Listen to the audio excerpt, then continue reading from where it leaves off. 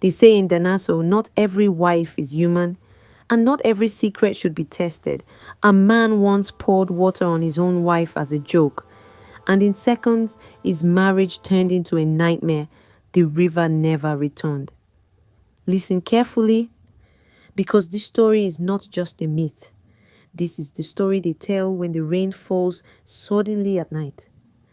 In the heart of Danaso, where tall buildings rose beside ancient rivers, lived a lady named Sandra.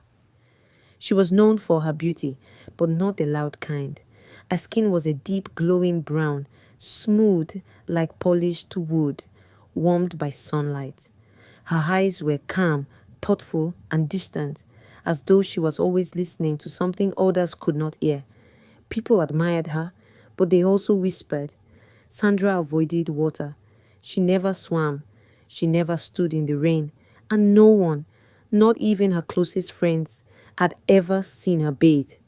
When she married Emmanuel, a young businessman born and raised in Lagos, many believed she had finally found a normal life. Emmanuel loved her deeply. He was proud of his wife and often spoke of her grace, but love, when mixed with curiosity, can become dangerous. From the first week of their marriage, Emmanuel noticed something strange. Sandra always bathed alone. She locked the bathroom door, and she was careful, very careful, not to let water touch her skin for too long. At first, Emmanuel laughed it off. Maybe she's just shy, he told himself. But days turned into weeks. Weeks turned into months. And still, Emmanuel had never seen his wife shower. One evening, as Lagos traffic roared outside their apartment and rain clouds gathered in the sky, Emmanuel decided to joke about it. Sandra, he said with a smile, are you made of gold? Why do you fear water so much? Sandra froze. A smile disappeared. Please, she said softly, do not joke about that. Her voice carried fear. That night she could not sleep. Unknown to Emmanuel, Sandra carried a secret older than the city itself. Before she became a woman, before she walked on land, she belonged to the river. She was a daughter of the water, a spirit tied to an ancient river goddess, known in whispers as Mami Wata. Long ago, she had chosen to live among humans. But the choice came with a rule.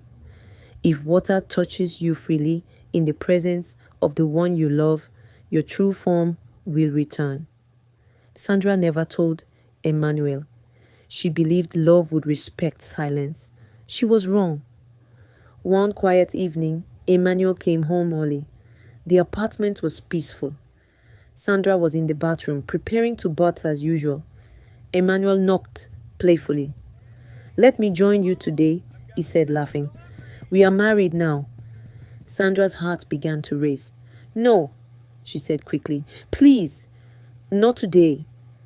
But Emmanuel thought she was joking. When she finally opened the door, he stepped inside, smiling, holding a small bowl of water. Why are you afraid? He teased. See? Just water. Before she could stop him, he poured it gently over her shoulder. The bathroom lights flickered, the air grew cold, and then Sandra screamed.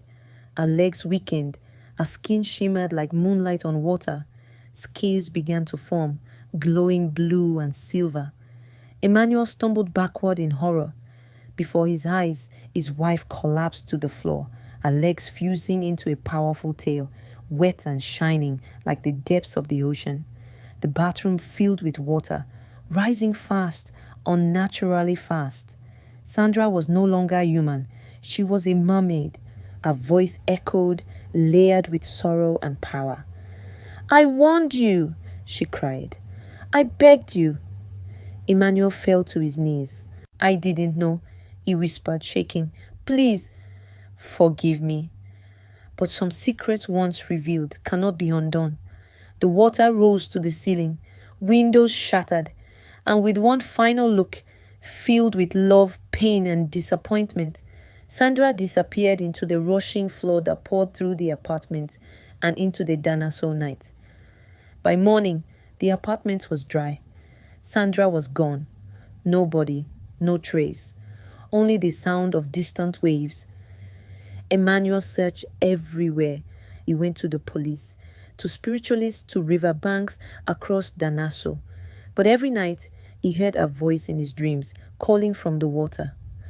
Months later, fishermen near Danaso River reported strange sightings. A beautiful mermaid with brown skin and glowing eyes, watching silently from the water. Some said she cried, others said she smiled, and elders began to warn again. Love without trust is not love. Curiosity can break what patience could have protected. Emmanuel never married again.